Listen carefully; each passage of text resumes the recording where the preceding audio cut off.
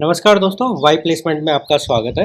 Last video में हमने देखा था एक असाइनमेंट हमने एग्जीक्यूट करके देखा था। उससे पहली वीडियो में स्टैटिक मेमोरी के लिए, स्टैटिक टाइप स्टोरेज वेरिएबल्स के लिए हमने एक पर्टिकुलर असाइनमेंट आपको दिया था, जिसमें कुछ पीस ऑफ कोड ये हमने लिखा हुआ था। आपके सामने एक कोड पीस है, ठीक है। इसको आज हम डायग्रामेटिकली, जो मैंने आपको बोला था कि असाइनमेंट में आपको करना है, वो आज हम यहाँ पे करके देखेंगे। अभी तक आपने नहीं किया तो वीडियो को पॉज करो, एक बार कर लो, ठीक है। इसको फ्लो वाइज देख लो कि ये कैसे फ्लो करेगा, यहाँ पे कोड आपका कंट्रोल कैसे प्ले करेगा इस प्रोग्राम में, एंड देन हम इसको आगे एग्जीक्यूट करते हैं, ठीक है। आगे इसको रिज्यूम तब आप कर लेना वीडियो को। पर जब भी मैं किसी ऑपरेटिंग सिस्टम में अपना मेन फंक्शन, अपना सी प्रोग्राम कॉल करता हूँ, तो मेरा मेन फंक्शन कॉल होता है। यहाँ पे मेन फंक्शन सबसे पहले स्टैटिक मेमोरी में एक ए वेरिएबल को डिक्लेयर कर देता है, जिसकी वैल्यू है करंटली 1, ठीक है। ये डिक्लेयर किया, फिर ये ए को प्लस प्लस वन करता, प्लस प्लस ए करता है, विच इज 2 करता है। देन प्रिंट एफ करता है, तो प्रिंट होता है मेरा यहाँ पे 2, यहाँ पे मेरा 2 प्रिंट हो जाता है।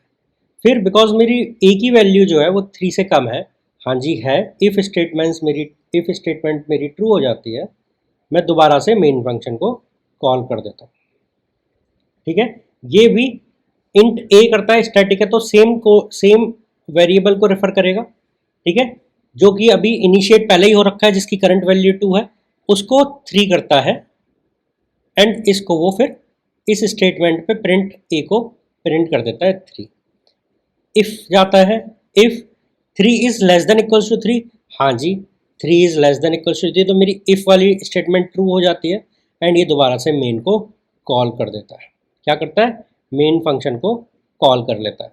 अगर ये मेन फंक्शन को कॉल करता है तो मेरी इस पॉइंट ऑफ टाइम पे अंदर आता है मेन फंक्शन के, ए स्टैटिक है, पहले से इनिशियलाइज्ड है, पहले से यस अलोकेटेड है, उसी को रेफर करता है दोबारा से, जिसकी वैल्यू करंटली 3 है, उसमें एक और इंक्रीज करता है, जिसकी वैल्यू हो जाती है 4 ए प्लस प्लस से, देन उसको प्रिंट एफ करता है, तो यहाँ पे मेरा वैल्यू प्रिंट होती है 4, ठीक है। तो अभी मेरी 3 वैल्यू प्रिंट हुई, पहला 2 जो मैंने यहाँ लिख दिया, दूसरा 3 जो मैंने फिर नीचे लिख दिया, एंड तीसरा 4।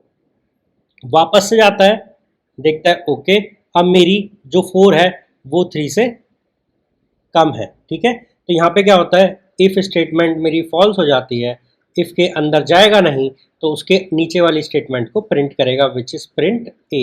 ए की करंट वैल्यू क्या है 4, तो यहाँ पे एक और बार मेरा 4 प्रिंट होता है इस पॉइंट ऑफ टाइम पे, तो 2 मेरे 4 प्रिंट हो गए। फिर ये वापस जाता है इस मेन पे, यहाँ पे देखता है मैंने इफ़ स्टेटमेंट तो चल दी, अब चलो एक काम करो, इसके अंदर का जो बाद का लाइन है ना, उसको भी प्रिंट करा दो। तो यहाँ पे प्रिंट ए होता है, करंट ए की वैल्यू इज़ 4, तो ये एक और 4 प्रिंट करता है।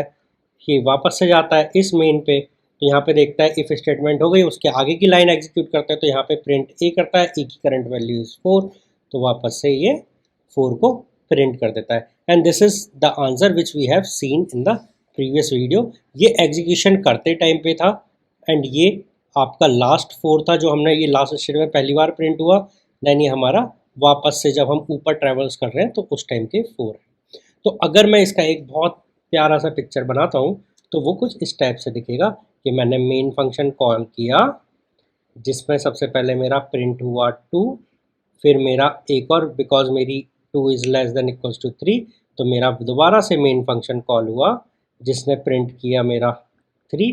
अभी इस पॉइंट ऑफ टाइम पे ए की वैल्यू थी 1, इसने ए प्लस 1 किया था, विच इज़ 2, उसको प्रिंट किया, फिर देखा okay 2 is less then 3, main function call किया, ए की वैल्यू को किया 3, देन फिर प्रिंट किया, फिर मेन फंक्शन कॉल किया, because 3 is less than equals to 3, दोबारा से मेन फंक्शन कॉल किया, फिर इन्होंने ए को बढ़ाया टू 4, प्रिंट किया इन्होंने 4, देन देखा 4 is not less than equals to 3, तो यहाँ पे ये अब अगला कुछ कॉल नहीं करेंगे, ये उसके अगली स्टेटमेंट में जाएंगे, दोबारा से 4 को प्रिंट करेंगे, फिर ये वापस लौट के इस पॉइंट पे आएंगे, यहाँ पे जाएंगे तो दोबारा से प्रिंट करेंगे ए की वैल्यू विच इज़ 4, वापस से लौट के इधर आएंगे, फिर वापस से प्रिंट करेंगे ए की वैल्यू इज़ 4। तो आपका जो आंसर आएगा वो आपका आउटपुट आएगा ये कि 2 3 4 देन 4 4 4।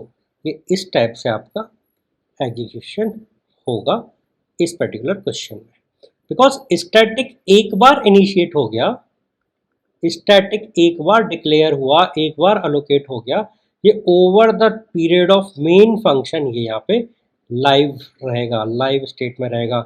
बट एक नियम है कि इसका स्कोप जो है वो केवल और केवल ABC फंक्शन के अंदर है या मेन फंक्शन के अंदर है, जहाँ भी ये डिक्लेयर हुआ है उस फंक्शन के अंदर ही रहने वाला है। तो यहाँ पे किसके अंदर है? मेन फंक्शन के अंदर है। तो ये फंक्शनल स्कोप है, बट इसका लाइफ टाइम जो पूरा मेन फंक्शन है उसके अंदर, जब तक मेरा पूरा प्रोग्राम एग्जीक्यूट होकर ख़त्म नहीं हो जाता तब तक ये यहाँ पे जिंदा रहेगा और अपनी जो पुरानी वैल्यू है उनको होल्ड करके रखेगा। आई गेस ये आपको समझ आया होगा। आप अगर अभी तक नहीं समझ आया, मेरी पुरानी वीडियोस देखो, पहले ऑटो को समझो, फिर आप स्टैटिक को समझो। अगर फिर भी समझ नहीं आ रहा है तो मेमोरी लेआउट को समझो, उससे भी पहले आप स्टोरेज क्लासेस को समझो। ठीक है, तो तब तक के लिए आप अपनी पुरानी मेहनत पे ध्यान रखते रहें कि आपको क्या करना है क्या नहीं करना है। आप देखो, एक बार अपने नोट्स बनाओ प्रॉपरली। ये नोट्स आपको मेरे टेलीग्राम चैनल पे मिल जाएंगे वाई प्लेसमेंट के। ठीक है, लिंक भी आपको कहीं ना कहीं मिल जाएगा, yplacement.exambox.com एक वेबसाइट है जिस पे आप जाओ, वहाँ पे आपको सारे सोशल ग्रुप्स के, कम्युनिटीज़ के लिंक्स मिलेंगे, आप उनको ज्वाइन करो, वहाँ पे अपने और क्वेश्चन पूछ सकते हो। तो ये वाला क्वेश्चन 2 नंबर में आया था गेट एग्ज़ाम में, जो अभी अभी आपने सॉल्व किया है। सो इसी टाइप के क्वेश्चंस आपको IT प्लेसमेंट पेपर्स में पूछे जाते हैं। ठीक है, अभी हम C के लिए पढ़ रहे हैं, हो सकता है हम कल को C++ के लिए भी सेम टाइप की अंडरस्टैंडिंग लें। ठीक है, मिलते हैं फिर नेक्स्ट वीडियो।